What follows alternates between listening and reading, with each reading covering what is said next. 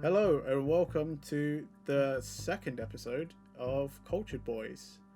This is another episode of you getting to learn a little about us and our tastes. This week we're going to talk about the top 5 manga franchises that we like. Franchise, series, I don't really know which is the most appropriate word. I guess series. I'd say like it's sort of like it could be an anime, it could be a manga, like whichever we prefer really. Like it's just like one of our favorite series, manga or anime of all time. Fair enough. I'm Nate or Nathan, and as always, joined by my co-host, the other cultured boy, Pepe. What up? Well, I'm not going to be doing that every time, I'll tell you that. Yeah, that was cringy. That's cringy. You're cringe. That's what makes us cultured, though. It's a good start. Sure, why not? Right, let's just kick it off. Who wants to go first? You or me? You jump into it, Nate. You jump into first. Okay, so my number 5 most beloved manga series is Katakyo Hitman Reborn.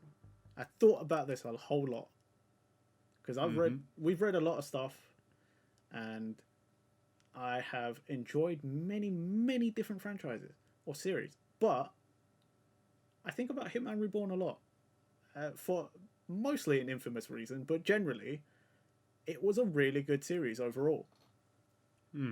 Yeah, I think like both of us, like it's quite I don't know, it's one of those series that really stuck with me over time, and I'm gonna bring this up now, Nathan, because I've got Hitman Reborn as my number 4, so it might save us a little time in the. Okay, that's cool.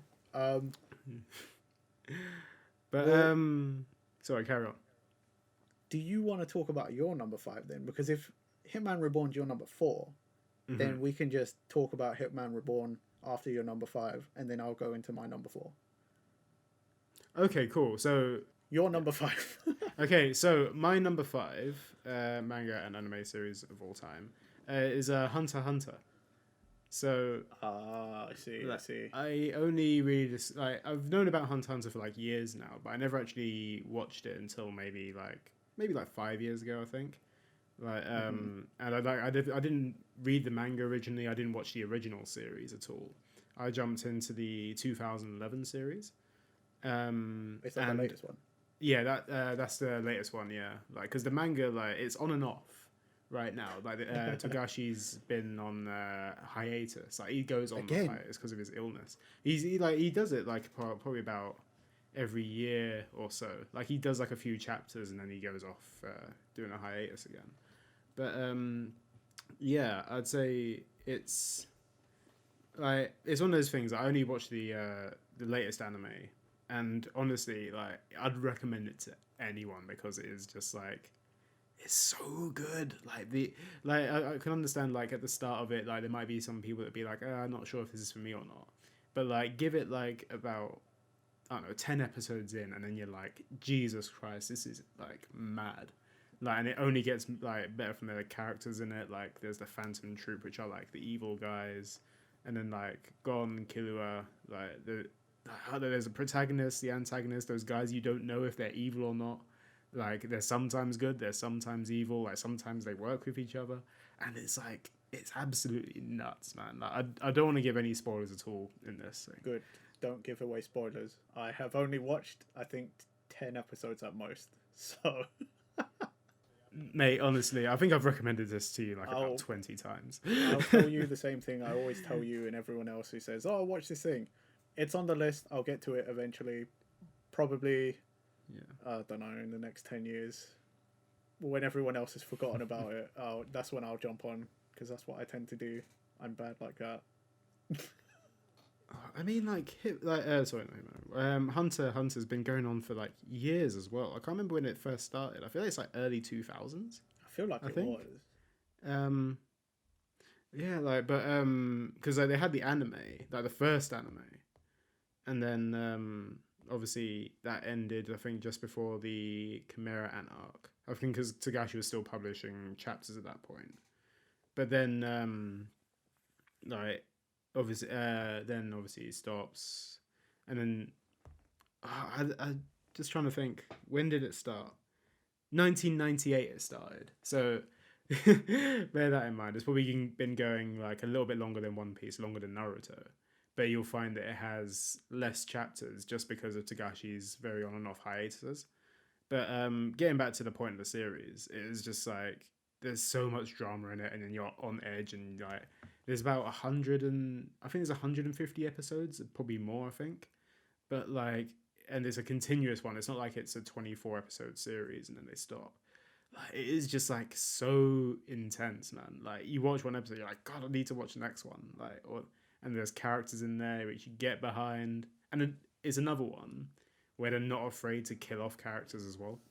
Like, That's so good. you could have like a favorite character there, and you're like, oh, okay, this guy's cool, and then he's like, nah, gone. Like, especially in the later arcs with that. I'm quite used to that.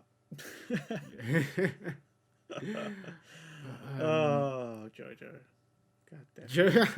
Jojo, like they like kill off like someone random every time. Like, Yeah, that's what I love about Jojo. I find it's always my favorite character. Yeah. I'm not even gonna get into that.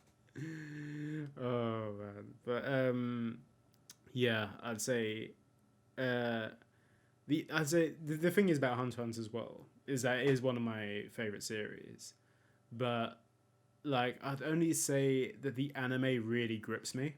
Like if I tried to start reading the manga of Hunter x Hunter, I don't know if I'd get into it as much, just because like the art style, for me, especially in the later chapters, like I can't really get on board with it as much.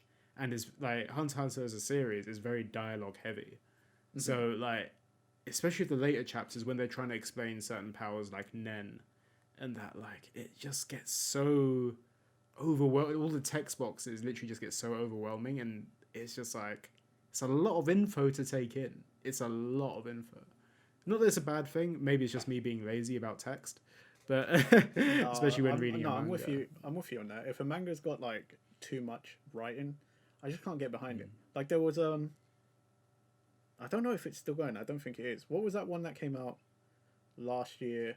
The Time Machine manga.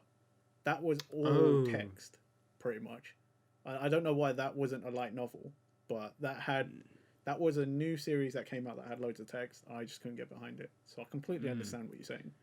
I remember the one you're talking about. It's about this guy that like travels in time and writes manga for Jump or something. No, he didn't travel in time. What it was he was trying to get published constantly, and they kept saying your stories and your characters, they're like flat. There's like no anything. And then all of a sudden he's like, Microwave got hit by lightning or something, and then mangas like Shonen Jumps from 10 years in the future got transported back through his microwave.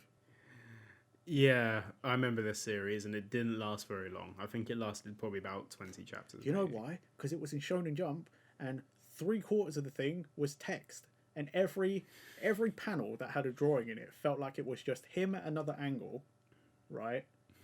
With a massive speech bubble that took up most of the panel. Why even bother making that a manga if that's what it's going to be? Yeah, I mean that's one of the reasons. Probably it might be one of the reasons why it just didn't last too long. You never know if that, but I think getting back to Hunter x Hunter, it's like I think we could talk about like random mangas that have just stopped in Jump like for ages, but yeah, well, like. The latest chapters, they're good. Don't get me wrong. I think I prefer reading it in bulk rather than a weekly one. Like when it is available anyway, when he's not on hiatus. Which doesn't seem like often.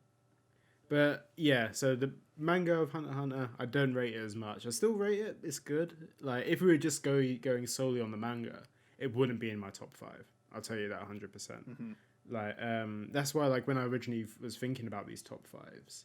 I was like, oh yeah, there's this series, and they're all series I'm currently reading right now because they're still ongoing, or like they finished. But technically, Hunter x Hunter hasn't finished; is still ongoing, but there's no new content out for it. And like the problem with that is, like the anime is what really got me into Hunter x Hunter, and that's how good this series is for me to put it on my top 5 just based on the anime. Like. that's what really holds it up for me. It's and the intros and the outros are really good as well. Like if you're like a big like Japanese music, anime music fan, I will say that the first opening, Departure, that's a pretty good song. Departure is the only opening. Nathan. Oh, okay. I don't know. Literally, it's one of those ones. Can you tell I've only watched 10 episodes? Yeah, I didn't know. That's the thing. Like, it's a really strange one for the anime because like they literally don't change the opening at all. They just keep the one song, but they change the graphics of it. Like, so they change the. Yeah, but I mean, like a song like Departure, though. Yeah. I can see why you wouldn't get a new song. It's a pretty good song. It's on point. Even the ending song for the first ending song, I think it was. I think it's Fear and Loathing in Las Vegas. I think is the band. Oh, okay. I was gonna say what strange title for a. No, I can't remember what the song is called, but it is just like that ending song is like on point. Like, I love that. But yeah, I'd say that pretty much rounds up Hunter x Hunter for me. I think that's really on point. That's what I like. Cool.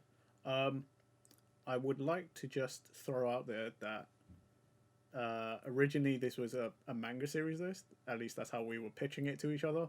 I didn't know we was going to include anime, so I would be remiss if I didn't mention we are quite big fans of JoJo's Bizarre Adventure. It's not on my list. Kind of bummed out about that because if we were talking anime, definitely would have been on my list. But yeah, you do a quick switch up now if you want. If there's anything that you'd want to throw in. But I really like my number 4 as well. I would have swapped it out. But number 4 on my list, I really do like that one too. So JoJo's for me is just going to have to be an honorable mention. I'd say the same here as well. I think like that's one of the ones I would have like. That's one of the ones I was contemplating as well for that. But our love for JoJo may have to just be a whole nother episode where we just you're just going to have to hear us get fucking into it, just way into it, because trust me, we will when that starts. There ain't stopping us. But anyway, I digress. Just thought I'd throw it out there. But yeah, so here's the at least my number 5 and your number 4, Hitman Reborn.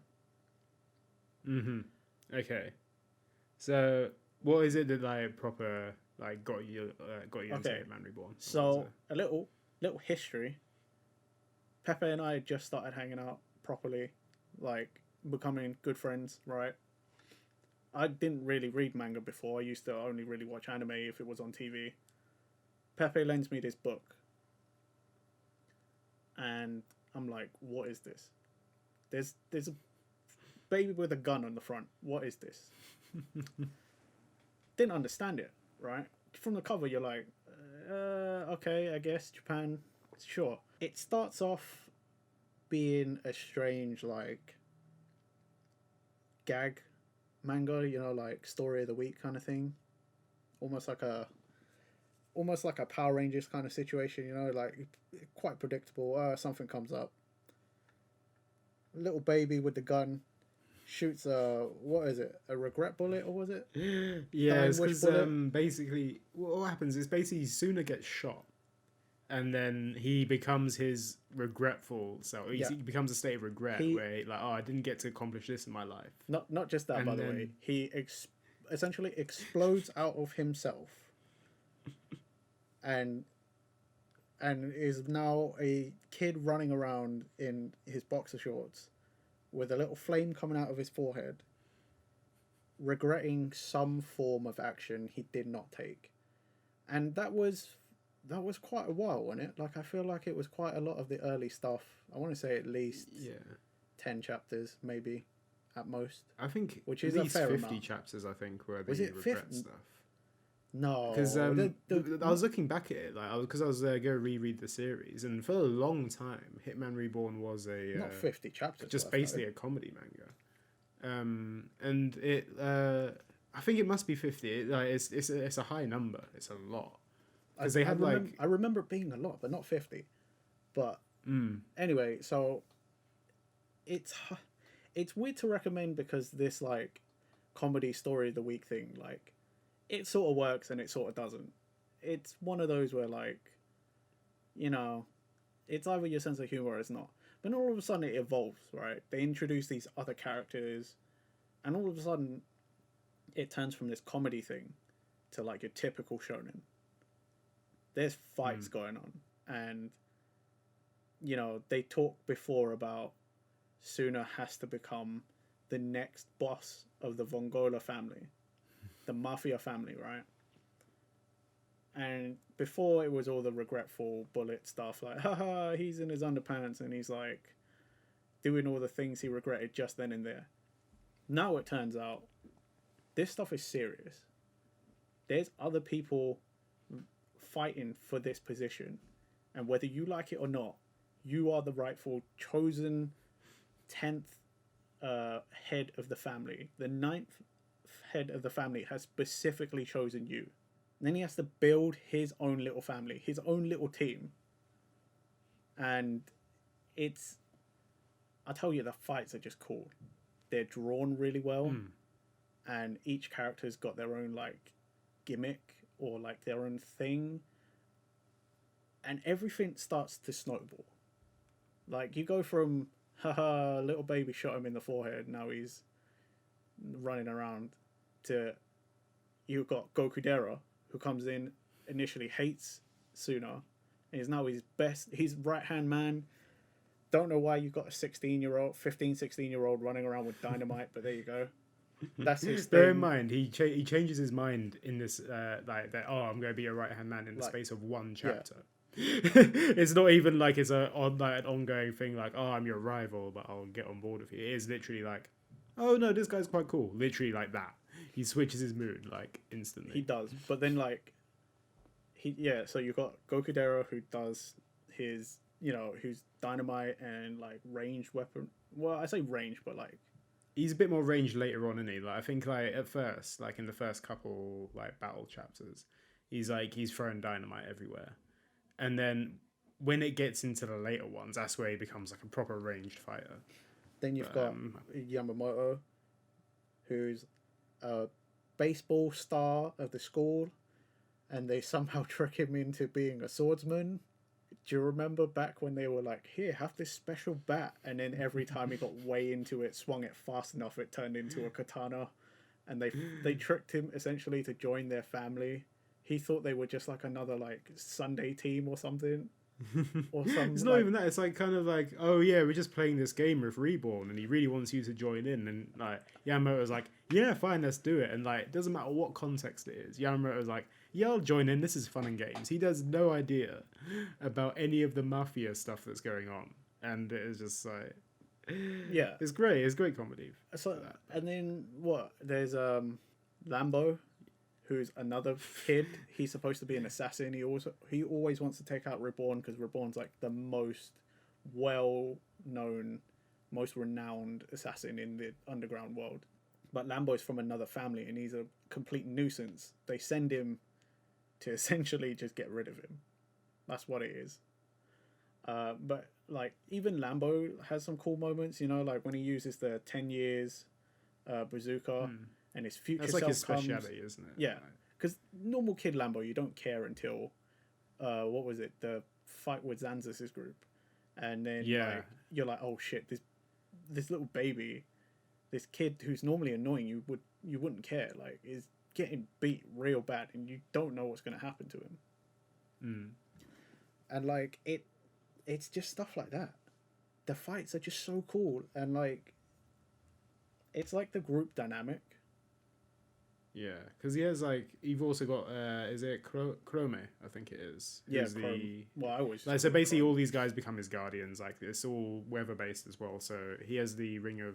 So as soon as the sun, the ring of the sky. Oh wait. Then Gokudera has storm. Like it goes on so on and so forth.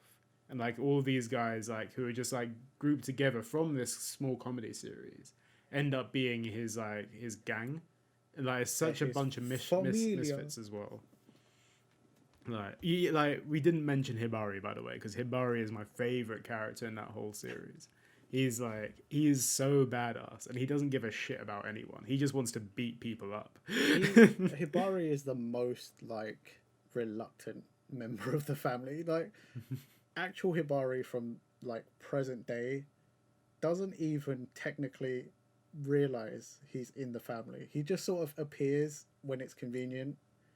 fight someone, probably wins, and then disappears.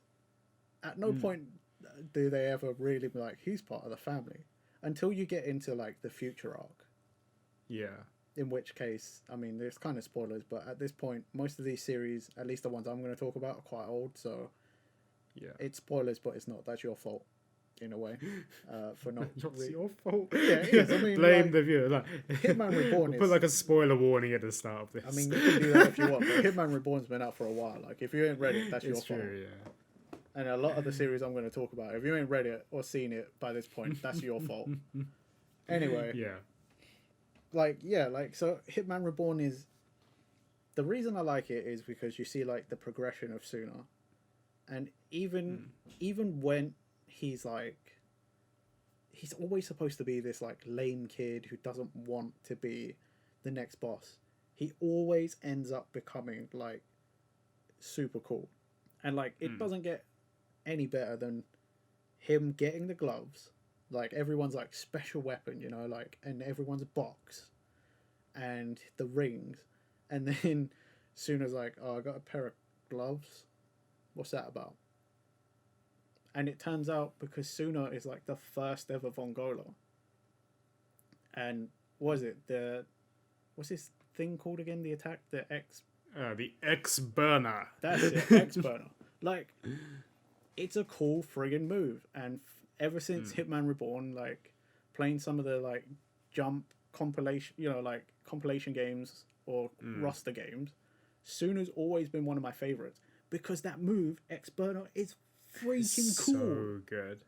Like, honestly, like, if you've ever played J-Star's Victory Versus at all, Suna is like absolutely a beast. He's a monster in that game because of the X burner. Yeah, it's like, it's the same with Goku, like most of the Dragon Ball characters as well. I mean, when you can shoot beams out of your hand, who's really gonna beat you when everyone else can't do that? It's just like a fun thing. Like, the moves are cool in it, and then there's certain other aspects in the series as well. Like, it's all about gang wars as well. Like, oh, here's this rival gang that want to take over and do evil stuff. Or like the future arc is very much focused in that anyway, the more evil aspects of it. Yeah. But like there's so, like, I think the whole aesthetic of the series as well, the fact that it's not like a gritty like shonen. It's not like there's like, oh my god, it's so serious all the time. I think because it's very colourful, it's got comedy mixed into it, it's a battle still.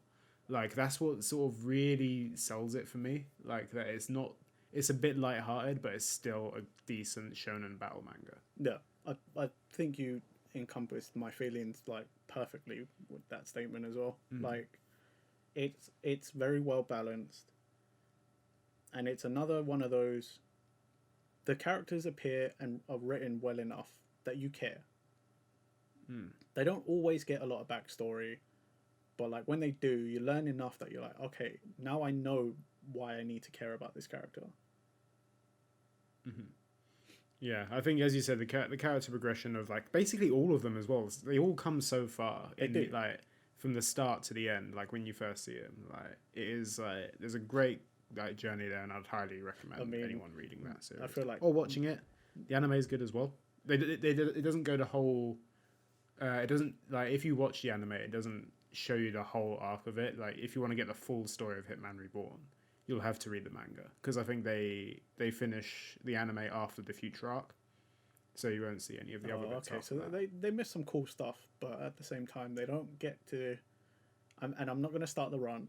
I know this happens every time, but I'm just not going to focus too much on the ending.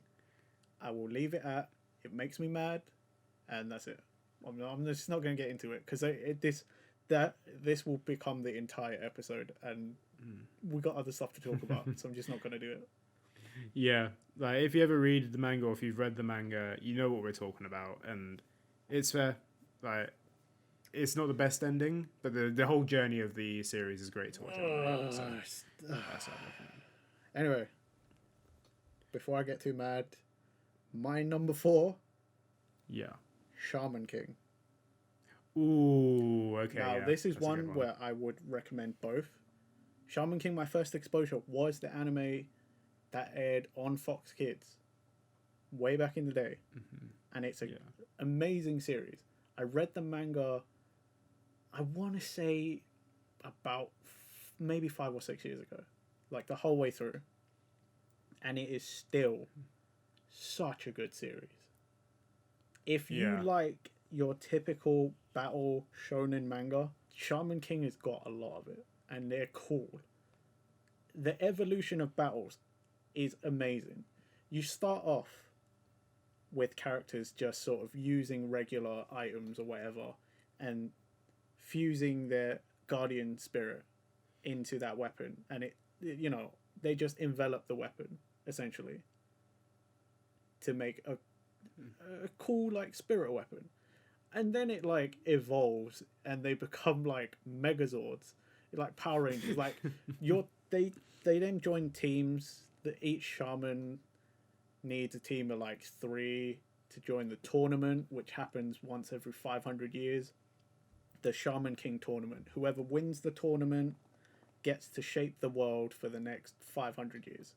I think it was 500, something like that. It was a long time. It was supposed to be a long, long time. And yeah, like it's just really, really cool.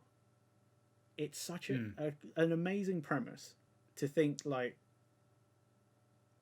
because you think, oh, it's a series about a kid or people who can see ghosts and like they fight. You're like, okay, but how? Like the people fight and then the ghosts are just sort of there giving advice or something. But no, you literally, they use the power of the spirit, and each spirit is unique. For example, the main character Yoa Sakura, his spirit is a samurai, a Midamaru, and everything is based around katanas and samurais. But then you've got like Ren, who has Bason, a Chinese warrior. They use the Chinese weapon. A lot of it's based around that, and it's like it's the ghost, the character, and like the weaponry make everyone like really unique. But you still have these like epic fights between characters. See, I'm coming from a place where I've only actually ever watched the anime on Fox Kids / JX. You should really read the last part because of the anime that we watched back in the day didn't actually finish the same way. They had they did their own ending for the anime. It's a completely different ending. So I won't say anything about the ending. Yeah, I've read bits of the manga. Like I read, I think it was the first 4 volumes, because I used to like buy loads of volumes when I was a teenager, and like I think I got the first 4 volumes and I was really into it.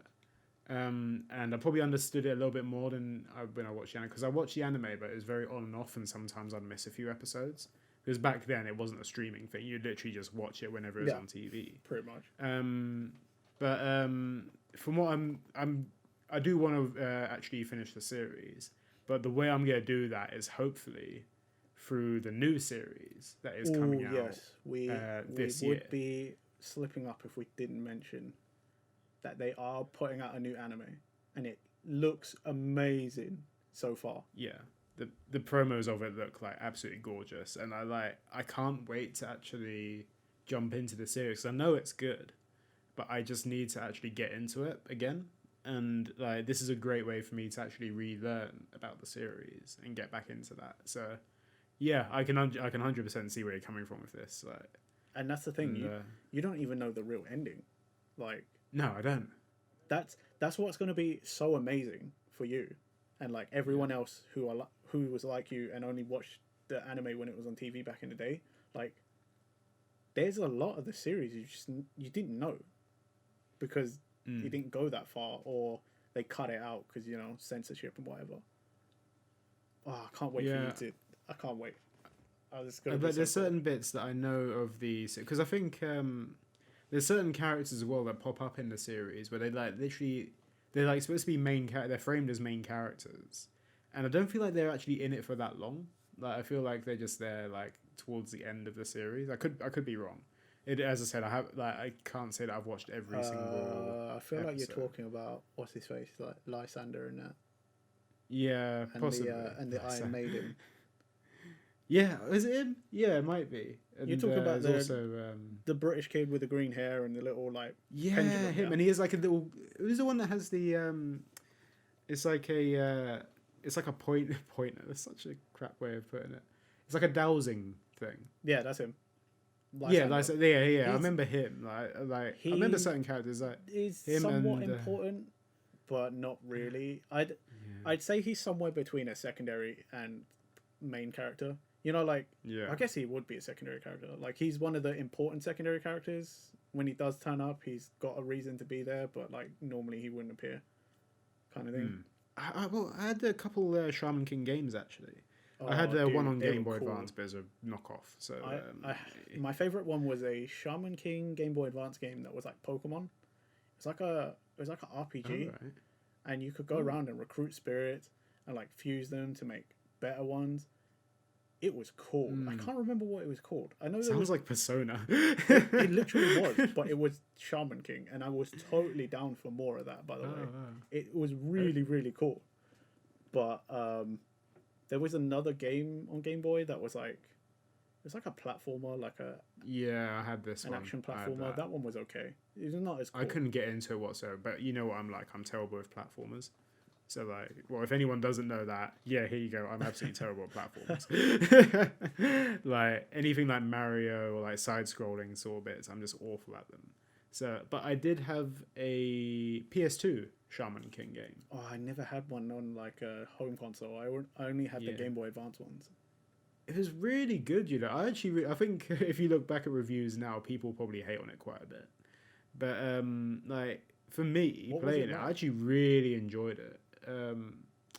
I must have sold it though, because I think I was trying to look for it the other day, and like it's just gone. Oh, no. So it's either like disappeared in the house somewhere, like when I was like changing up my room, or it's literally just like I'm probably sold it.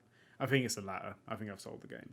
And it's probably worth like 35 quid online as well when I try to research at least where we are, that's rare. Like any Shaman King games were rare because we didn't actually get them. You could only find them in the weird, like, not quite import stores, but you know what I mean? Like, it's like they're just those shops that just sold games, which they just got games, in, like, DVDs, randomly. and whatever else they could get their hands on from wherever. Yeah, you wouldn't find them in your game store. Like, it'd be very not rare. Your high street game store. Yeah, or you had to import them, which was super expensive. Still is to some extent. But yeah, I get that. I get Shaman King. But yeah, I would seriously highly recommend Shaman King to anyone who likes a shonen battle manga. You will not regret. When they fight, it's pretty fucking cool. Nice one. So, shall we move on to our number threes? Yep. What is your number three? Okay, so my number three is something that guaranteed a lot of people have heard of. Like, if you haven't heard of this, I'll be quite concerned. It's One Piece. So One Piece? One Piece, yeah. What is One Piece? I've never heard of it before. It's only got 1,000 chapters. Actually, 1,001 by this point. Honestly, like, One Piece is probably the one anime that I genuinely like. I think I watched it on TV at first. It was the crappy 4Kids dub. I avoided it like the plague. Yeah. I wasn't into that. Like I watched that and I actually got really into it. I thought the series was really good. And then obviously it stopped at a certain point and I was like, I need more of this. And it's the first anime that I decided to actually look for on my own. I started streaming it. And when you say streaming it, are you one of those like back in the day when YouTube didn't yes, it's streaming when we could stream. So basically watching an episode of One Piece in 3 different parts on the YouTube. That's what it was. Man, we're old. And then like it had sometimes you'd have to deal with like some crappy fan subs as well. Whereas they spell Luffy, like I think it's the German way that they say Luffy, whereas Rufy. So it's R-U-F-I. That's better than a friend who recently went to me. What's that one series you used to read? It's got that guy in it. What's his face? Fufi? Fufi? Fufi? Oh, it's the best knockoff I've ever heard. But yeah, One Piece, like I can. like you know why it's a big anime. It's like it's huge. It's got like it's your typical shonen where it's just like King of the bunch Pirates, of characters, bro. superpower, King of the Pirates. Like I feel like I feel like I don't need to describe what One Piece is because I feel like it is just like it's a massive adventure series. They go to different islands, beat up the bad guys. It's what you want from like your shonen series, basically. Look, I said it once, and I'll say it again. If you haven't seen it by this point, because we're going to talk about old series, most likely, if you haven't seen it by this point, that's your fault. Yeah, 100. Well, that's the weird thing about One Piece is that there's that meme right now because it is so long. Like honestly, like it's been going like Yeah, just but as long as series Hunter that x have Hunter. gone way longer than that. Yeah, it's been going. It's been what is it? They celebrated their anniversary this year. One of the years as well. It might have been last year. But it's been going since it was back in 2018. What am I talking about? Or 2019, one or two. I think it was 19 because I think I was actually in Japan at the time when they were celebrating. Yeah, like but honestly, it's like the best selling. It's the best selling manga of all time, isn't it? Best selling manga in anime. Is it? Like, oh, okay. I think so. Yeah, I think it's out. I think it's outsold Dragon Ball now. How dare they? I believe, and it's even. I think it's the number. Like, correct me if I'm wrong. I think it's number 3 or 2 on the best-selling graphic novels of all time. So it's beaten. I can't remember which one it is. It's like because I know the top 3 were Batman, Superman, and One Piece, and One Piece has overtaken one of them. I feel like it might be Batman. I could be wrong. But Interesting. like honestly, the series like it's like. I know, like, some people have a go at it. It's like, oh, it's not the best story, really. And like, I can understand, yeah, it technically is a bit drawn out, like, especially in the anime. The anime is incredibly drawn out. But, like, I just love it because it's just, like, it's one of those series that I just got into. It's what really helped me get into a lot of other anime and manga as well. And, like, the characters are so unique as well. All the drawings, the powers... Like the ideas of like all the different islands and like all the different people that are on them, like it's like Ichiro Oda's like whole mind is just like what is he gonna do next as well? Like the wacky designs, a wacky and like story. It is worthy to note. He said he is only 70% done. Yeah, 70% done at the time of Wano as well. So who knows? And that's the most recent how long that's stuff. gonna be. So. And like that's the thing. I don't know how long it's going to go on for because you think 70% done. It could be over in about 200 chapters.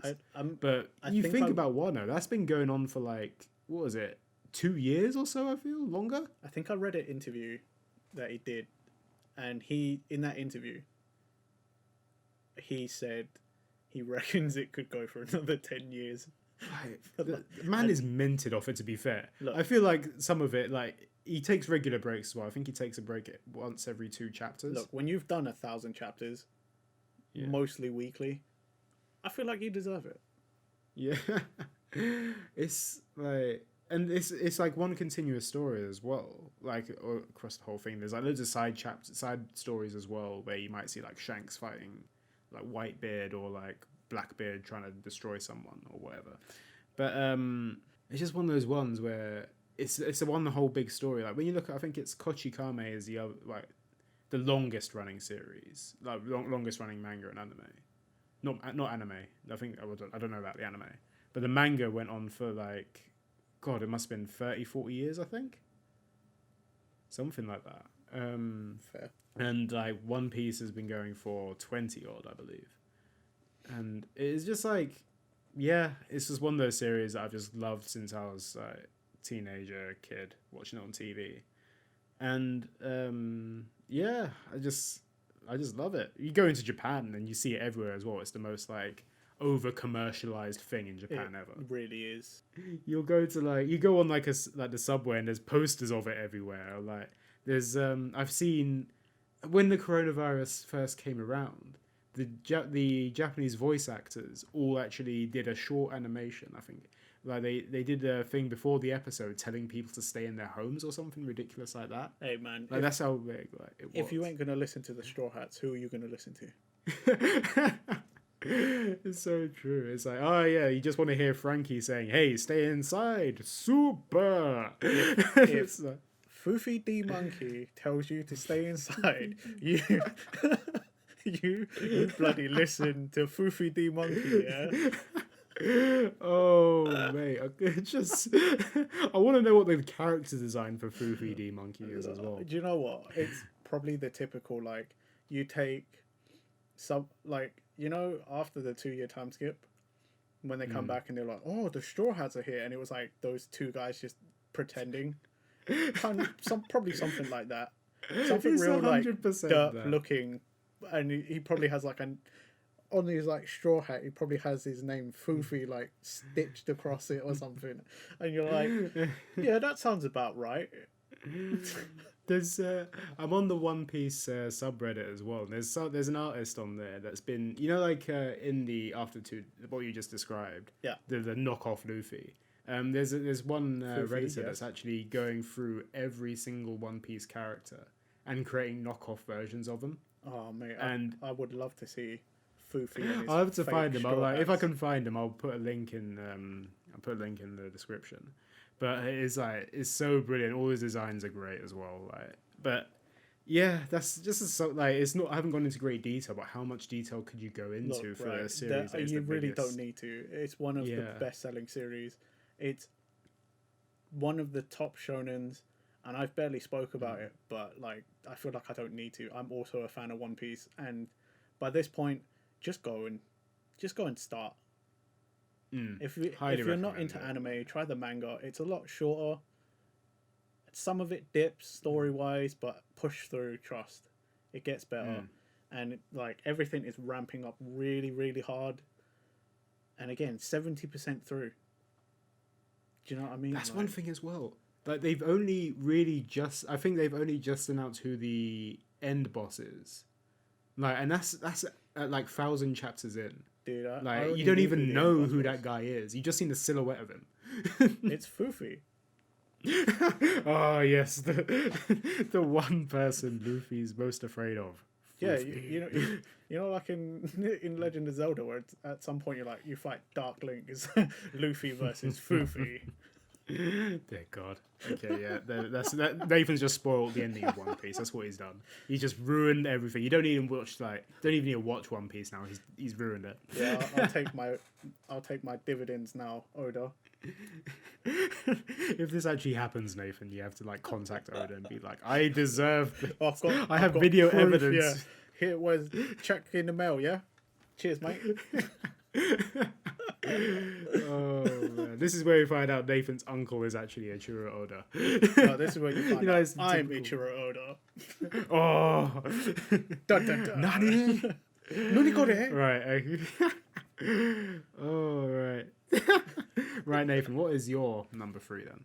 My number 3 is, I feel like by this point people probably know it for the memes and the music.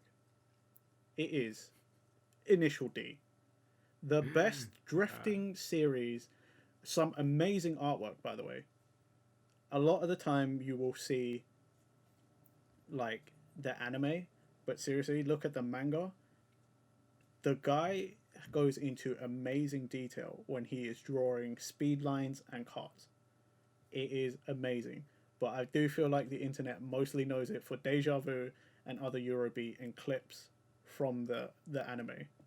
It's literally all I know it for.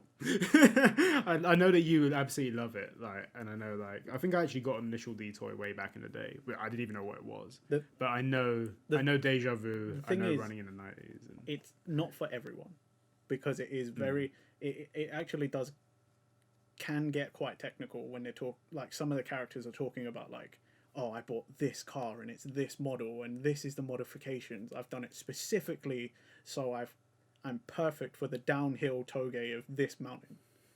Toge is the Japanese word for mountain pass. It's all about street racing and drifting. So it's not for everyone. It's one of those where it's a battle manga, but it's unconventional because it's not people directly fist fighting or using weapons. It's about the races. And it's just really iconic. again, nowadays it's mostly a meme, you know. But it's for its time, it was amazing, and it's influenced a lot of people.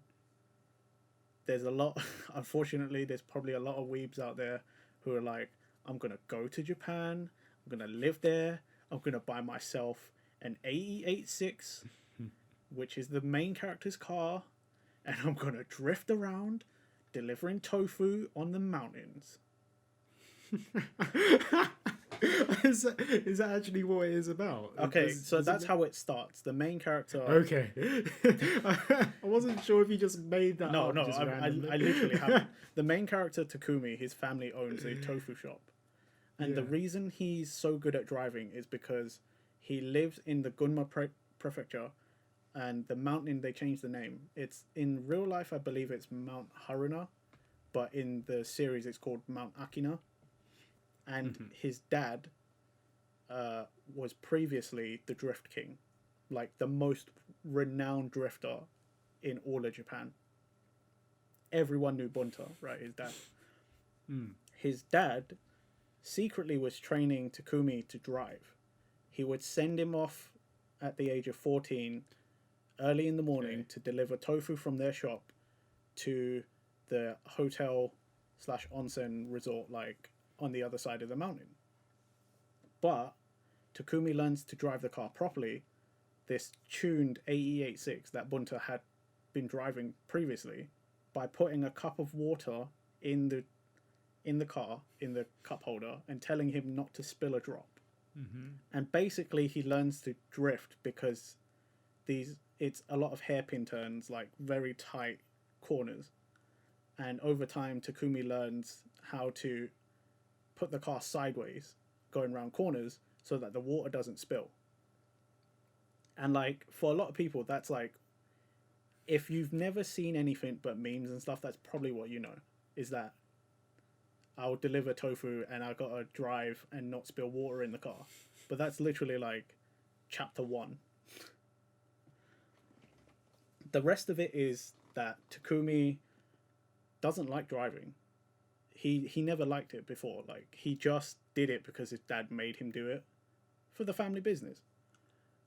He then has like school friends who are all about drifting, and like the first group he ever runs into is the I think they called themselves the Akina Superstars, which was like the local group, but it turns out they're real crap. Like, they don't know anything. And Takumi like sits in with these people, and they're driving thinking they're like, you know, they're top dog because no one's come to challenge them because they're unknown. And he sits there and he's screaming, and everyone thinks, oh, it's because I'm so good at it, right? And then they get in his car, they're screaming because he's actually a drifter. These other people, they're just like kids with modified cars. And it eventually grows to Takumi joining a rival group and creating a new group, which is, they call it Initial D. That's why the series is called Initial D. Okay. It basically just follows the story of Takumi and this group going from area to area, like prefecture to prefecture, mountain to mountain, taking down the next group and showing, essentially, it's kind of like growing the illegal motorsport. So like, is there like quite a big like illegal motorsport like scene in Japan? Like, I don't know much about it because I don't know how big this is. I'm not sure how big it is, but they do still seriously, people drift on mountain passes in Japan. Okay. And it's actually quite organized. I've watched a few YouTube channels, and I still do, of people who follow and or are part of these scenes. Obviously, the people who are like heavy into the scenes probably don't post a lot of YouTube videos because you can. Obviously it's an illegal activity. Like, you're not supposed to be doing it. Yeah. But no, yeah, seriously, it is. I know over here we only ever see it in like movies and games and stuff, but like it is actually a thing. It is actually a thing, and like Takumi is based off of a real tofu shop and person in Gunma Prefecture. Ooh. Really? Yeah. That's nuts. Like, seriously. Okay, fair enough. They had that car and everything. Like, they did actually used to have an 886, that tofu shop. And so, like, the fact that like this is based off someone, does anyone know who this person is, or is it just like a mystery? again, the videos that I watch on YouTube, one of the guys I watched actually, he used to live in Gunma and he was driving up Mount Haruna or Mount Akina in the series. He did actually happen to run into the guy Takumi's based off of, and he's the guy who he's based off of loves the series. That's mad. Okay. Like, I think the guy still lives in the same location the tofu shop used to be in. I don't think the tofu shop's operating anymore. I could be wrong. And this video is a couple years old by this point, maybe up to 5 years at max. But yeah, like, it's based off of a real person who was real good at driving these mountain roads. Maybe he didn't drift it, but like, he was pretty fast going up and down the roads. And again, like, a lot of these mountain passes, people have done video series where it's actually very accurate, if not 1-to-1. Like, you could go to some of the locations he's drawn because they are actual real life locations. It's really cool, man. Okay, I didn't actually know there was that much into it. I just assumed it would be that sort of like just a racing. No, that's the thing. Like, there's actually a lot of realism in it. Like, the cars are real. They're drawn incredibly accurately. There's some details that I've seen online are like, maybe that's not so true. But like, generally, a lot of it is based in real life, and you could own those cars and do those types of modifications. There's not like specific parts, but like, you could do that. Like, you could genuinely do that. Again, Mount Akina is Mount Haruna. They changed the name of the mountain, but it actually exists in Gunma, and you can go there, and there's a museum there dedicated to cars, and there's a little there was a little section dedicated to Initial D, because obviously that's like the big thing for the Gunma prefecture. There's not really much else. Most people go there because they're into Initial D, and because it's like a hot spring town. So yeah, is it still ongoing, the series? No, Initial D itself ended ages ago. There is a continuation series though, and it's called MF Ghost. It takes place, I don't remember how many years, but it takes place in the same world, just in the future, focusing on a new character. But they do mention original characters before, and the main character of MF Ghost was trained by Takumi Fujiwara, the main character of Initial D. Okay. And in MF Ghost, they drive the new Toyota GT86, or the newer one. I think there's another model maybe coming out, but that's a different thing. Yeah. But yeah, it's basically still going on, just under a different name in the future, new characters, but like the old characters are involved. Like in MF Ghost, everything that is set up now is set up because the old characters did it. But yeah, seriously, if you like really cool looking art, I would look it up. If you like cars, you might like drifting, look it up. The anime is pretty good. I think at times it gets a bit weird because I think the only time it came out was early 2000s, so it's like 3D CG, and it's not always the best, but because it's early 2000s. But like, give it a go. Initial D is an amazing series, and I love it. Nice. Okay, cool. Should we move on to our number 2s then? Yes. Do you want me to go first, or do you want to go? You can go. I'll go. Okay, cool. So here's one that's probably the first series on my list that isn't shonen. Oh my god! Although it was published in Shonen Jump, Weekly Jump. It's Nisekoi. So yes. For those of you who don't know what Nisekoi is, it is like a rom-com like harem series. It's one of those ones where I picked it up. Just I think one of the characters, the main character, Kirisaki, she was in J-Stars, and I didn't really know much about the series, so I just thought I'd watch the first series and see what it's like. And it started off as a really like a guilty pleasure sort of one. So like I was watching this like thinking, it's your typical rom-com. This guy's there, and then like he's basically the storyline of it is that like he goes to school and he really fancies this girl, but then this other girl moves into the city from America, and her family are basically from like an American gang. Okay. And his family are the Yakuza. So, and they're having turf wars or whatever, and it's ruining the city. So the fathers of each gang decide that they're gonna pair the two characters, Raku, who is the main guy in the story, and Kirisaki together, who's the main girl. And basically they hate each other. They absolutely hate each other, but like they're forced to be together because they want to basically have these two gangs stop fighting. So a political marriage. Political marriage, 100%, yeah. And like they, as I said, they absolutely hate each other. They have to go on dates or whatever. But like every time they go on a date, the gang members are actually following them, like in secret, like trying to spy on them to make sure that like this is all like going well, or like each one in the relationship isn't actually hurting the other one. Yeah. Because they're so precious of these family members. And like, and so Raku is also like, he can't confess his love to this girl that he likes in the school because he has to pretend to be in a relationship with this person he hates.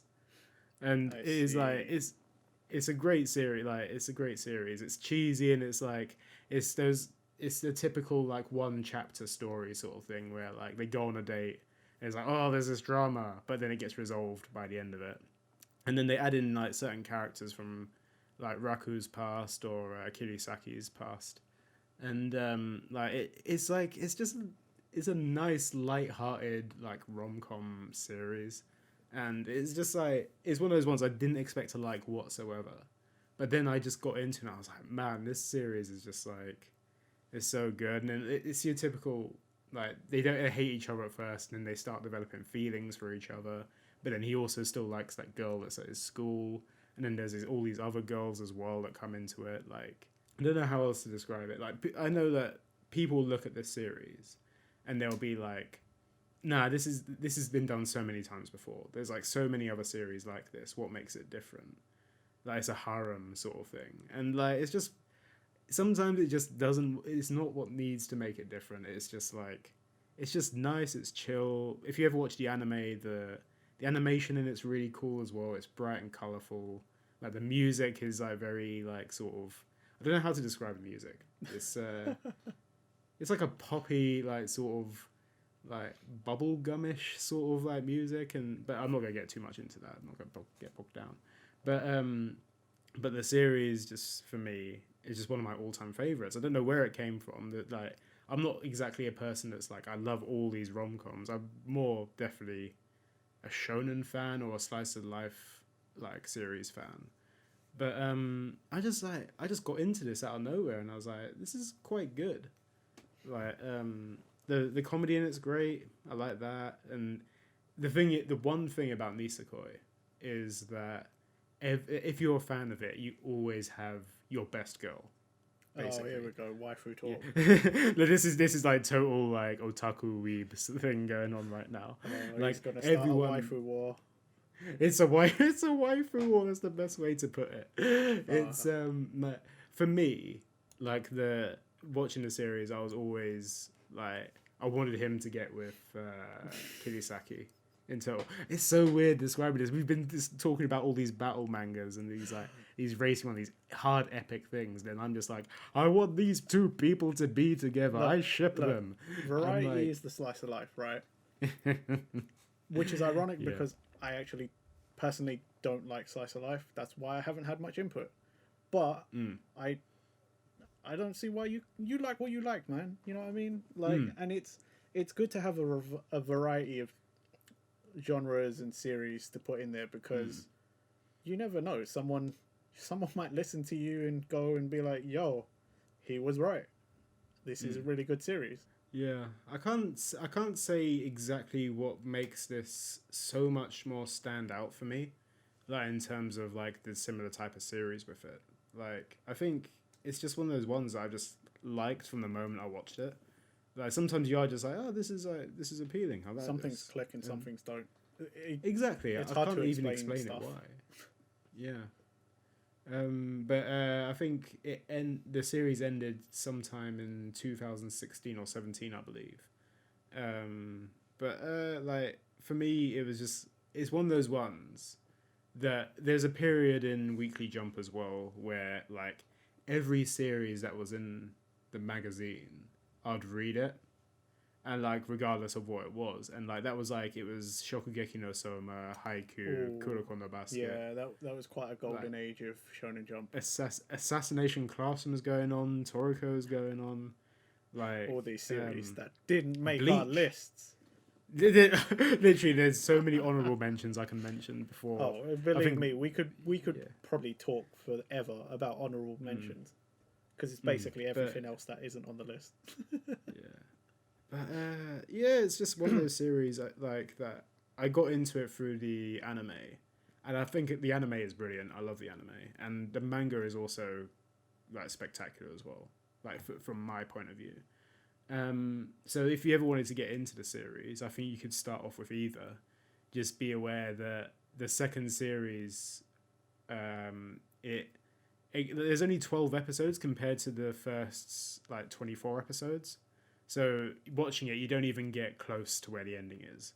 Like it's very short. Like you get like to the main. There's like a peak in the story, like in the first series, and they do that well. It ends really well, but second series doesn't even have a peak at all. It's just like the one-off episode, so you don't really.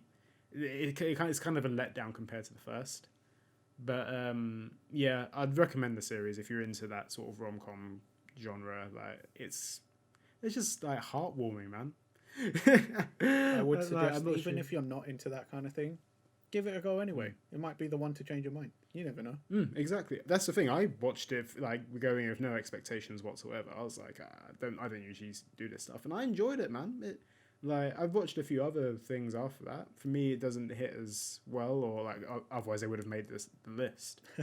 They're still great. Don't get me wrong. Like there's like a ton of rom-com series I've seen that I could recommend.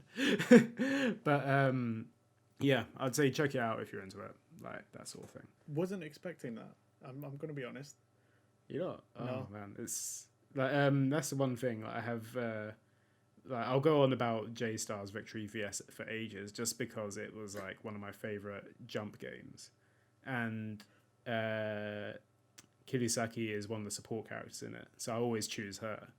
And then there's another main character that I choose as well, but they're in my number one series, so I'll leave that for a second. Okay. And yeah, Nathan, what's your number two? My number two is another series, probably best known for memes nowadays. Fist of the North Star. Hokuto no Ken. You are sha! You are sha! Omae wo mo shinde. Nani? It's brilliant.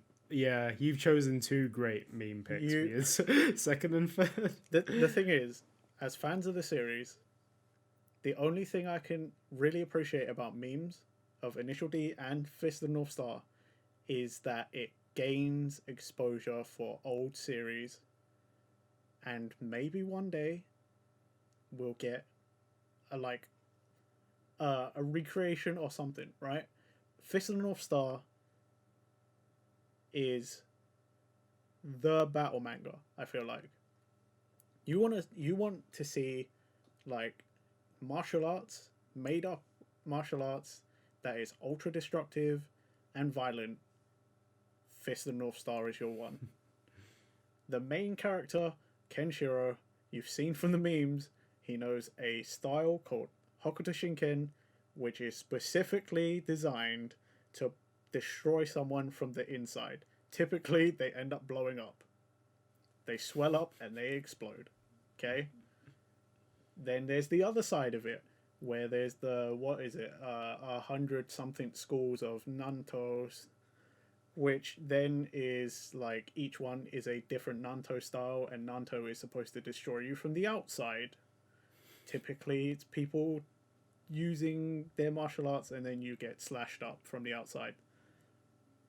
It is a post-apocalyptic martial arts bloodbath, and I love it. Okay? It is just people fucking... Essentially, it's what happens in a post-apocalyptic world where the strongest people are the ones that studied self-defense, because every strong person in that world is someone who was the last successor to their style.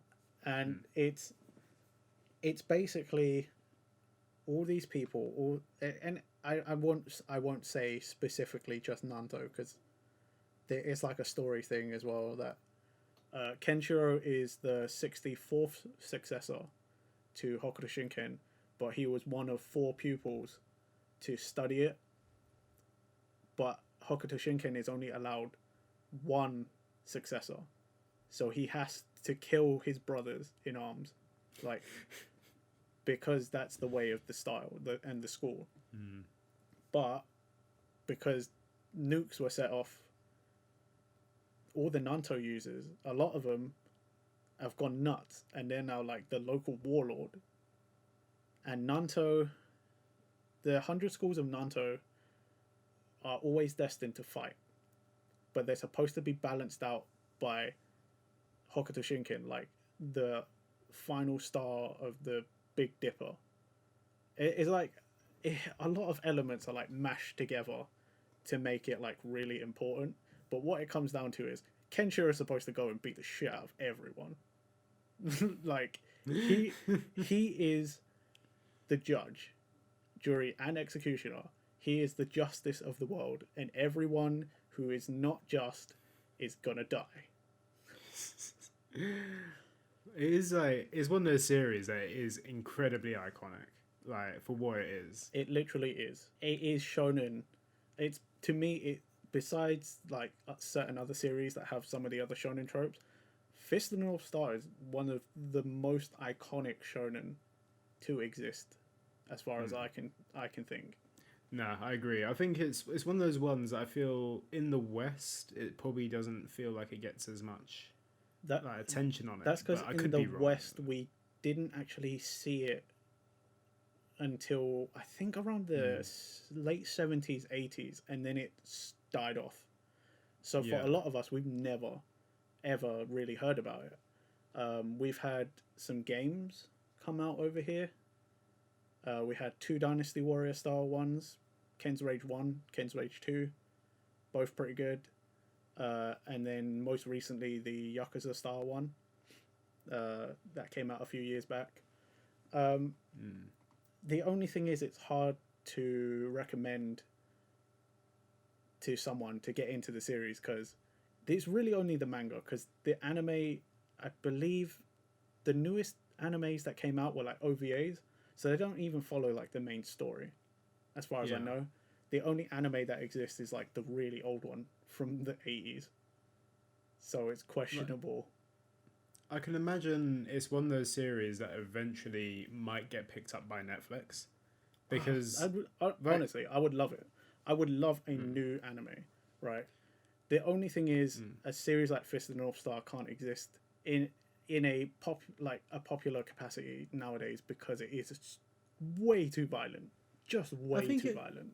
I reckon it could, you know. I think when you see stuff like what was it, Bucky the Grappler, or the whole Bucky series in general, I guess, like you're seeing a lot more of those type of things on Netflix now, like those Netflix exclusive animes, and I reckon Fist North Star has that like star quality that's there, and you put that out on Netflix for an audience that will actually appreciate that sort of thing.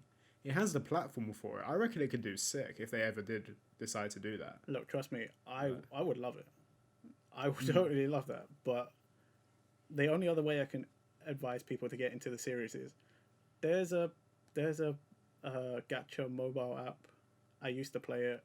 I forget what it's called. Just look it up. Fist of the North Star on iPhone, Android. It's there. You can sort of learn the story from that too. It's the most up-to-date version of the game. There's a bunch of spin-offs as well. Like, you can learn about certain characters that become important at some point. There's actually a prequel series as well, Fist of the Blue Sky, and it's about the 62nd successor to Hokuto Shinken, conveniently also called Ken. Does he look like Kenshiro as well? Yeah, Yeah. but he's in China. Ah, okay. There's your twist. But yeah, like I, you, it always comes down to like, you like fighting, you like seeing really hyper violent stuff. Fist of the North Star, Hokuto no Ken, done. Easy as. I reckon, like as you said, like the reason why I never actually got into it is because I've never actually had like that. It's never been like not. It sounds a bit entitled, but offered to me. Like with that sort of thing, like there's no like you're not gonna find that anime anywhere at all. Like it's incredibly hard to try and find the old school stuff with it. And the manga doesn't feel like it's like that out there either. You won't find that on the volume. It isn't, but that is because the manga is old. It predates Dragon Ball. So yeah, I mean, if it ever did, like, if there ever was a remake of the anime, or like they like decided to up the visuals, or even like put some of the manga on the what was it, the Manga Plus app or something, or if there was a way to just check it all out. I would love that. I'd be 100% down for it. Right. I'm not saying do it, but if you can find a way, and not just you specifically, Pepe, but like you who are potentially listening, if you can find a way, I don't condone it, but Fist of the North Star is worth your time. And it's a shame that it's not had a bunch of re-releases and stuff. It's such a good series, and it feels like a lot of the time it's a cult classic because only people who know like it. Anyone else who doesn't know sort of only really has seen the memes and it's like, haha, you're already dead. Done. But seriously, Fist of the North Star. Yeah, nice, man.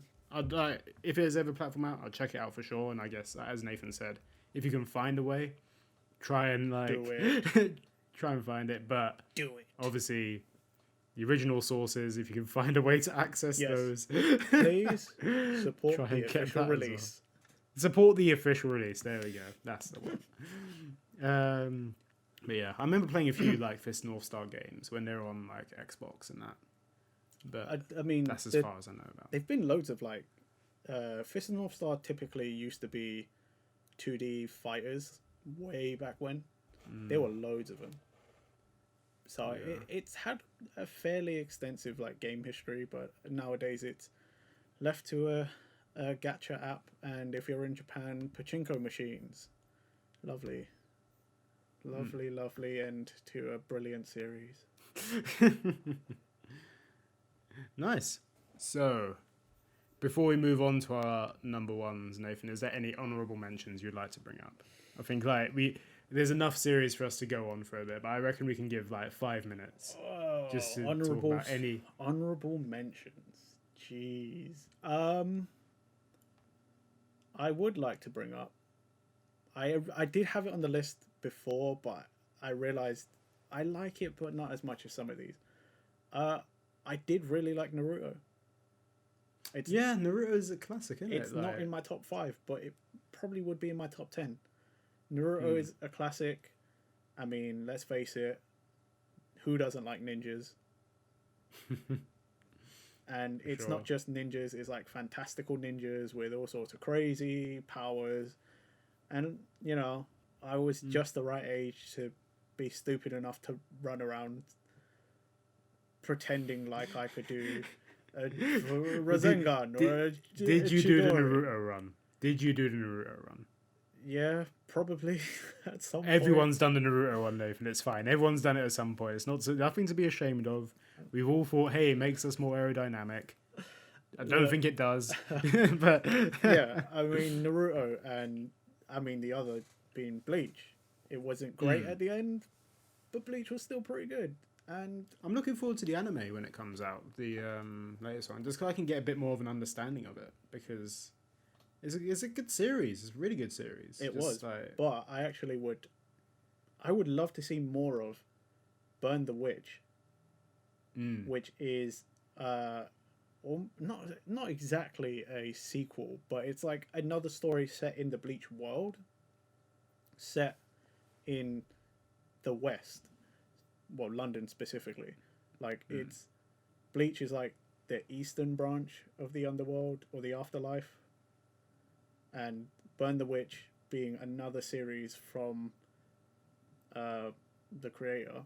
Like I actually really liked Burn the Witch, and it's one of the newer series that somehow would actually creep up and take a top 10 spot. It was really good. No, I think I need to watch the anime for it because the few chapters that I've read of the manga are really good. The ones that are available anyway. So I think when I get time to do it and actually have time to watch some anime, I'll definitely jump on it for sure. What about yourself, Pepe? There's a lot of ones that I missed off, sadly. I think as we mentioned before, JoJo's is just an absolute classic. For me, I would definitely mention that anime-wise, I'd never read them. I've never tried to read the manga. That's the one thing that didn't get me to put on the list, basically, because I don't know how parts 6, 7, and 8 actually go that well. Is part 8... So, part 8 is still ongoing, isn't it? Yeah. It's like, I think it's the longest running one so far, but it's also monthly, I believe. I see. So, whereas like all the previous ones were weekly. Okay. But no, JoJo's is up there. Saikikuso no Sainan as well, otherwise known as The Disastrous Life of Saiki K. That is like, that's one of my favourite comedy ones. I watched the anime on Netflix. That's good. That's a good one. Anime's brilliant, the manga's brilliant, like both of them are just such great. Like it's one of those ones like sometimes I'm like I read them because I read all the manga for it. I did watch the anime as well, but like I was like, oh okay, is the anime gonna be as good? I don't know. And it hits the point so much. If you ever get a chance to check out the manga as well, I'd recommend it. Like there's some bits in there that didn't make it to the episodes. Like so if you ever have a chance to do that, I'd recommend that. But what else is there? Kimetsu no Yaiba as well. I literally just opened the Manga Plus app to see what's on here that I didn't mention, and that is one. I mean, it's pretty obvious because it's one of the hottest animes. I mean, of last year. I don't know if it still is this year. Well, it's I don't know if you've heard, but it's beaten Spirited Away as the best-selling anime film, or biggest grossing. Wow, that is in Japanese cinemas, it was, I think it spent 8 weeks at the top. 8 weeks? Wow. And it's only been topped recently by the Gintama film. Which is like I didn't even know there was a Gintama film coming out, but it's Gintama's the one that's beaten it. But honestly, Kimetsu no Yaiba Demon Slayer is 100% one of the best animes of 2019, I believe it was. And like I can't wait to see the movie because I know how it ends. I've read the whole series, but I just really want to see this movie. It looks so good. Visuals of it, like I don't know if you watched the anime, did you? I didn't, but I've seen clips, and the animation is so clean. Oh my god, stunning, man! It is watching those clips of Tanjiro do his water breathing techniques. Oh my god. It's the fight in the Forest of the Spiders is just absolutely that's the clip I've seen the most. It is just on point, man. Like I know you're not that much into anime, Nathan, or no, you haven't watched as much as manga, but 100% recommend it. Anyone that it's one of those ones right now as well. Everyone's saying, "Oh yeah, so mainstream and blah blah," blah. But there's a reason why it's so good right now. It's such a good show then. It was a solid series, and it was one to at least I remember for the both of us. Sort of came out of nowhere. Neither of us read it straight away, but when we did, we was on that. Yeah, it is a good series, definitely worth watching. But yeah, on to our number ones. Let's go. So, who wants to go first? Because I feel like this is big. I also feel like you already know what I'm going to say. Shall I start off? Well, my number one is Gintama. Oh, okay. Yeah. Yours is not the same as mine, but I know what yours is, but we'll talk about that in a bit. But like the reason why Gintama is my number one is just like it's a like what I mentioned earlier about like Nisekoi being like a good rom-com and like Hitman Reborn being that perfect balance of battle and comedy. I think Gintama absolutely perfects the battle and comedy aspect of it, like the series. It is just incredible the way like they do it. The comedy is so on point. Like it's so like it's like somewhat dry, but then it's somewhat slapstick, and then like you get into the battles of Gintama, and it is just like, bro, these battles are insane. Like it's one of those ones. Like Gintoki is a brilliant main character, and then all the characters around him have their own little quirks. Yeah, quirks is probably the best way to put it. Not the My Hero kind of quirks, by the way. The characteristic quirks. But it is like the series was going on for like way over 10 years as well. Like they aren't afraid to make fun of like political icons as well, which is massive in Japan as well. If you make fun of like if you do like that sort of satire in Japan, like people just go nuts for it. Like people be like, "What the hell is this? You can't do this." And I remember like the Gintama anime had a massive break.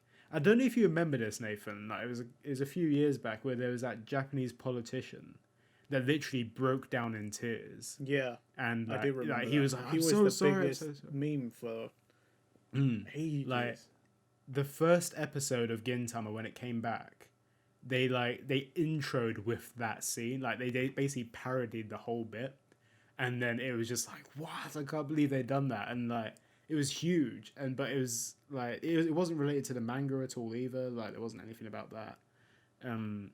But that's what Gintama is just so great for in its comedy. It's like the parody.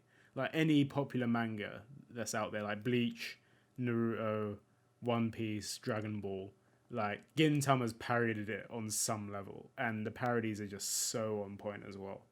Like I cannot recommend Gintama enough for its comedy. Like like the battles are just I can probably say I don't know how much I can like pay love and tribute to the battles because they're just so good. Like you think like you see this character at the start of the arc and you think, oh, it's just a random comedy character, he's just saying some daft crap, and then suddenly you find out this character has like this really deep backstory, and like he's got these motivations for what he's doing, like, but there's also comedy in that backstory.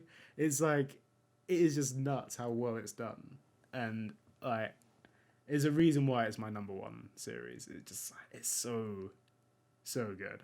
Like some people might struggle to get into it. I think the anime especially, like if you try and start right from the beginning, like you might be like, oh, what is this? This is lame.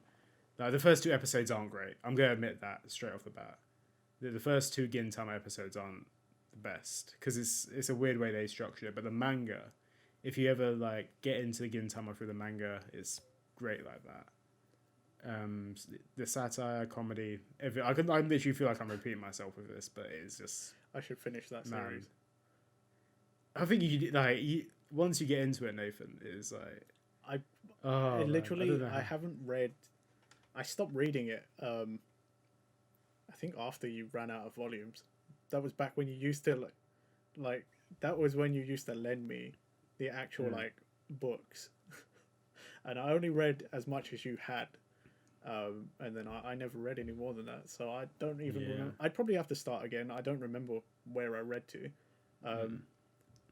Oh, dude! Like, if you have any spare time on your hands, just read Gintama because I think I'm one of those people as well. I'd probably say read it over watch it, but the anime is great as well. Like, if you like, I highly recommend both of them.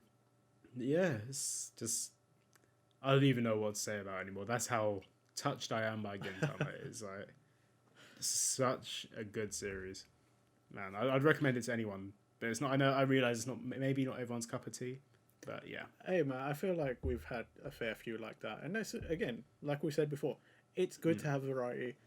Give it a go. You might like it. If you don't, well then you don't like that type of series, or maybe it was just that one in general. But either way, sure. But yeah. I think that's all I can say on Gintama. Nathan, what is your number one? Well, my number one is the king. It is Dragon Ball. There is anyone who knows me or learns to know me will find out pretty quick. I am a huge Dragon Ball fan. It has been part of my life for longer than I can even remember. Dragon Ball is one of the most iconic series for a reason. You all know it, and if you don't truly know it, you've seen stuff about it. The tropes are there. Transformations became a thing because Dragon Ball made it a thing. Okay, like it is the shonen. Yeah. Typically, if people think shonen, it probably will be Dragon Ball. I feel like I don't need to gush as much as I want to about Dragon Ball because it is the most well known. It's up there. Hands down, it is like if you were to say anime, just in general anime to anyone, people would be like Dragon Ball. Exactly. That's how like there's probably people out there who don't even know what Goku is, but I've heard the word before. It's the spiky hair. That's the thing. Like they think spiky hair, they think Goku. They think like over the top anime. That's what the Dragon Ball is. It's just like it's screaming, beams from the hands. It's beams from the hands. It's friggin' everything shonen and more. But Dragon Ball is a series I grew up with and just never grew out of. I get it. Dragon Ball fans don't have a great rep online because we are seen as the most basic. That's because typically people who like Dragon Ball probably haven't explored much and don't like much else but shonen. And to that I would say, fine, I'm basic. I love shonen. I don't really care for much else, right? And I will definitely fight people when I say Dragon Ball is my favorite series and you cannot change my mind, okay? But doesn't mean there aren't things that are just as good or better out there. I will say that. But yeah, like, I think that's the thing with Dragon Ball is that like you see a lot of shonen anime and manga these days, and they do have a lot more like there's more substance. You'd say there's a lot more character development in them. Like Goku is that guy where right now in Dragon Ball he's strong and he wants to fight strong people. That's his motivation. That's what he's always always been. But that's the thing that people need to realize about Dragon Ball. It might not be the most in depth in terms of story or character, but it walked so other series could run. That is exactly like the main thing. Like you wouldn't have My Hero without Dragon Ball. You wouldn't have One Piece without Dragon Ball. You wouldn't have Naruto without Dragon Ball. Like this series is just like it's impeccable. And the reason why I don't have it on any of my list at the moment, it is one of my favorite of all time. But I know for a fact that you are going to have this on your list. There is no way this was not my number one. No. Again, anyone who knows me, if this was not on number one, then I am not the real me. Somebody else is taken over. I probably died at some point and been replaced. That's all I'm saying. That's how much Dragon Ball is ingrained in my person. It is just like, I think even like there's so many different parts of Dragon Ball that you can like enjoy as well. Like exactly, because like when you say Dragon Ball, and especially talking about the manga, that's all the way from the start. 14-year-old Goku being found by Bulma in the forest. Is he 14? I think he's 12 or 14. Yeah. God, he's tiny. Yeah. That guy ain't 14. That guy looks about 5. No, he's 12 or 14 at the time. Jeez. Like, all the way from there, the manga stretches all the way to the end of the Buu saga. That is Dragon Ball, the manga. But as we all know, it splits from original Dragon Ball to Dragon Ball Z and now Super. And GT. We don't talk about that. Okay, here's one thing that I think GT gets a lot of shit for it. Look, I understand it's not the best one out of the. I'm not going to say that. There's some good bits, I will admit that, but it typically ends up being the end part. Like some of the Shadow Dragon stuff is good, right? I personally like Super Saiyan 4. I know that can sometimes be divisive. Super Saiyan 4 is a glorious. Like, it's thing. weird, I think that right? transformation. It's weird because it's weirdly divisive sometimes. Like people or hate on Super Saiyan 4, but I'm like, it's still pretty cool though, and it does feel like it would have been something Toriyama could have done. It wasn't made by Toriyama. It was designed by some other guy who was really into the series. It fits, and whether you like it or not, Super Dragon Ball Heroes puts it in. Okay? Therefore, it's canon. I won't make that argument anymore. I know I normally do that to wind you up, but yeah, canon or not, right? There, Super Saiyan 4 is awesome. A lot of GT is rubbish. Like, okay, with GT, I don't know if it's nostalgia goggles for me, but like I did like GT. I don't know, it's nowhere near the standard that Z was.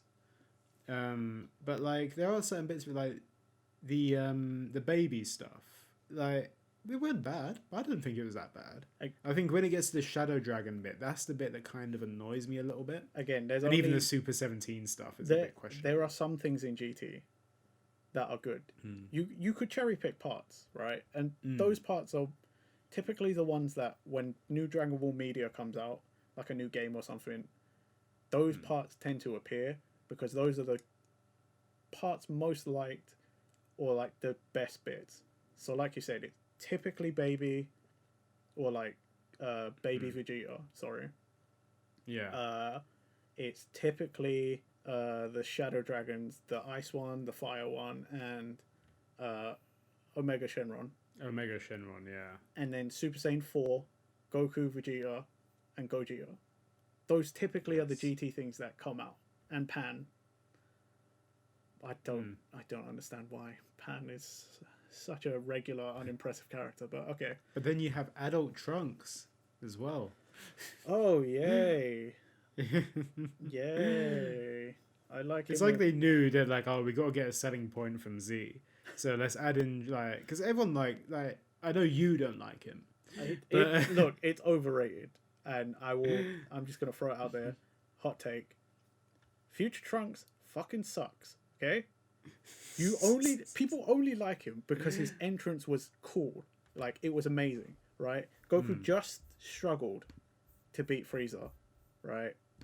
Barely made it out alive. And then the first thing you see of this Trunks kid is he comes in and he wrecks Frieza and his dad. I get that. But after that, what has he done? Nothing. He struggled, right?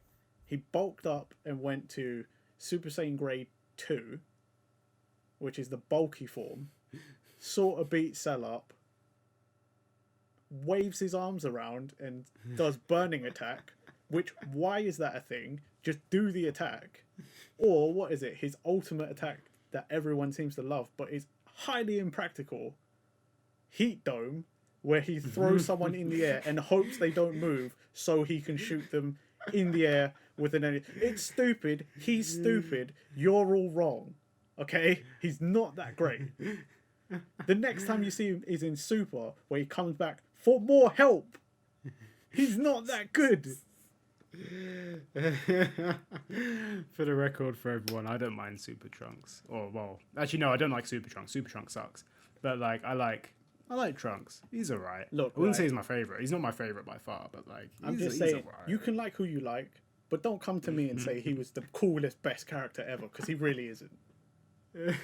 He really isn't. No, he had a sword. I think that's the thing with Dragon Ball is his character with a sword in, and I think that's what separated him from a lot of.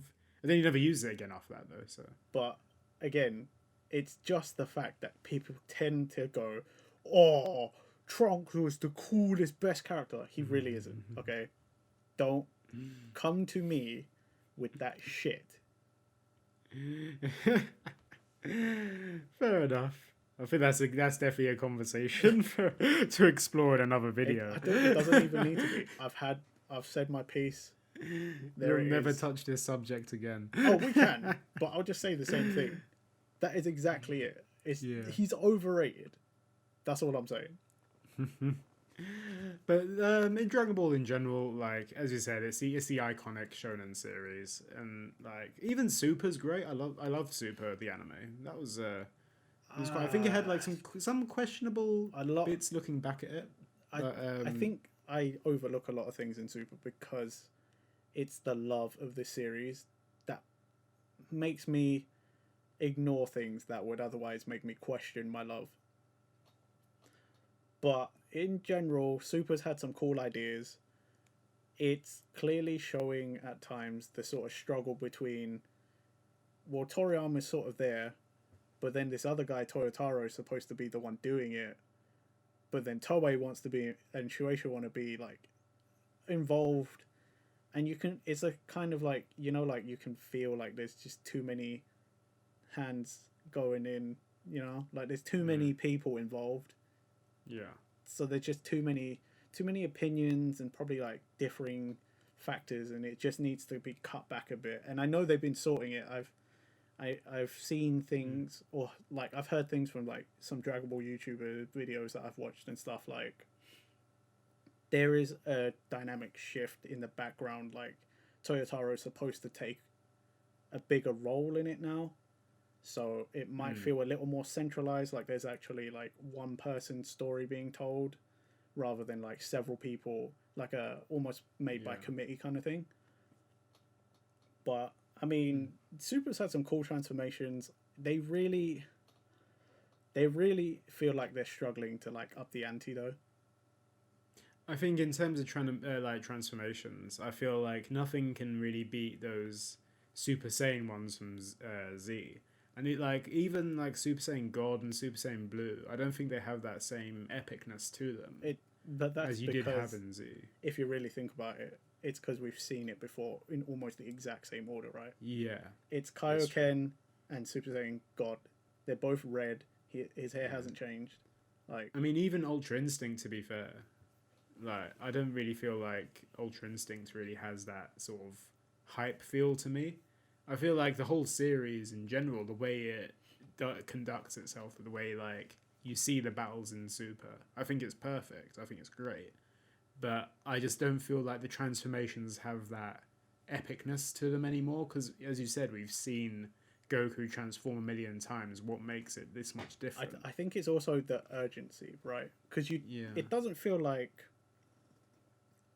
feel as important to transform, right?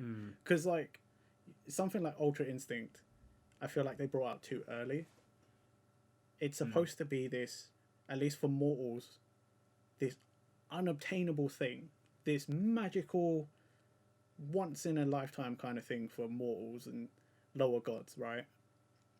And then all of a sudden this guy just does it. And some people would argue, yeah, but he did it during the Tournament of Power, like his universe could have gotten erased. And to that I'm sort of like, yeah, but did the tension feel like it justified such an amazing transformation, like such a mythical thing? No, it didn't. If they'd gone, oh, he's gone Super Saiyan Blue 2, yeah, I would have been like, really? 2? But at the same time, you'd be like, okay, yeah, you know, a lesser transformation, it's kind of required. That's how Dragon Ball does it. But I think this is where they've also, like, again, this whole committee kind of writing, they've written themselves into a corner, and they're trying to, like, reel it back. Because with Blue, it was showing the signs, especially when Goku was, like, using it and fighting all sorts of people in the anime, that before you would have been like, there is no way that they would stand toe-to-toe with Goku in a Super Saiyan God form. And I remember talking to you and other people about it, and I would make the excuse that, like, oh yeah, but when you're in Super Saiyan Blue, you can, like, really control your ki and stuff. So he just brought it down to a lower level. Look, Blue was cool for the movie, but where were you going to go from there? You know what I mean? Like, you can't keep bringing out, like, oh, it's Super Saiyan this, it's Super Saiyan that, because it's been done. Even hardcore fans like me would just been like, do something new. There's certain bits about Blue as well which kind of annoy me, and that's the fact that we never actually saw how Goku and Vegeta got Blue. We didn't even see Vegeta go Super Saiyan God for the first time. Like, he just got anime. Yeah, like, I mean, no, like how he actually achieved it. Like, that's the thing. We know we've seen him get it, but we've never actually seen, like with Goku, for example, when he got God for the first time, you saw that it was like all the Saiyans uniting, and they had to do that. We had a movie base for that. Yeah, exactly. And like, how did Vegeta get it? Did they do the same thing? Because it wasn't shown about that. No, he just got it. With Vegeta, I think you're supposed to assume through the training with Whis that at some point Yeah. he learned to use God Key and then it just sort of happened on its own. That's the thing that I don't like.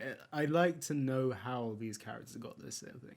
I love Dragon Ball. It's just like I can't ignore some of the flaws that we have around these sort of bits. It has so many flaws, but at the same time, it's Dragon Ball, and like the whole fighting of it, like the whole dynamic of Dragon Ball is you can't replicate it unless you're Gintama and you parody that shit to hell.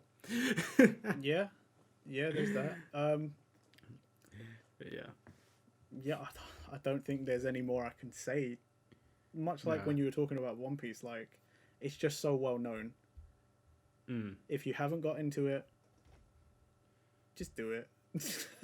Yeah, I'd be surprised if anyone watches anime or manga and hasn't seen Dragon Ball. That's the weird thing. I have heard people say before, like, "Oh yeah, I like this series. Well, I don't like Dragon Ball," and I'm like, "But what do you like about that series that you told me about before?" And then it's like they go through the tropes, and I'm like, "But that's Dragon Ball did it first. Like that's where you get your tropes from." And they're like, "Yeah, but it's just like not the same, is it?" And I'm like, I don't know how to talk to you anymore.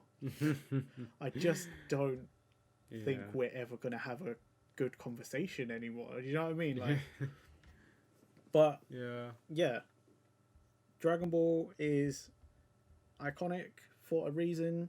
It's one of the best known series for a reason. Just go out there and read it, watch it, play the games. There's plenty of games. That in itself could also be just a whole nother episode, because God knows it will be. It will definitely be an episode. There are so many of them, and I guarantee you we've played a lot of the ones that were ever available to the two of us. Anyway, thank you all for tuning in, anyone who did and happened to find this. These top fives was really just for you to sort of get a gauge at, like our interests and what we kind of like as people. But if there's anything in this video that you thought we should expand on more, if there's any other series you want us to talk about, please let us know. There's loads of series we can talk about for ages, and if there's any series you'd recommend as well, give us a shout on it, and I may try and watch it. Yeah, if we have the time. Leave it somewhere for us to find, but I tend to disappoint people, so don't expect much from me. I'll let you know that for sure. Most people tend to add to a list that I've had for the last probably 15 years. Still waiting for Nathan to finish Gintama, for fuck's sake. Yeah, I definitely started that about 10 years ago, so... But yeah, nice one, guys. Thank you for joining us in this discussion, and we'll see you again next time. Yeah, thanks, guys. Bye.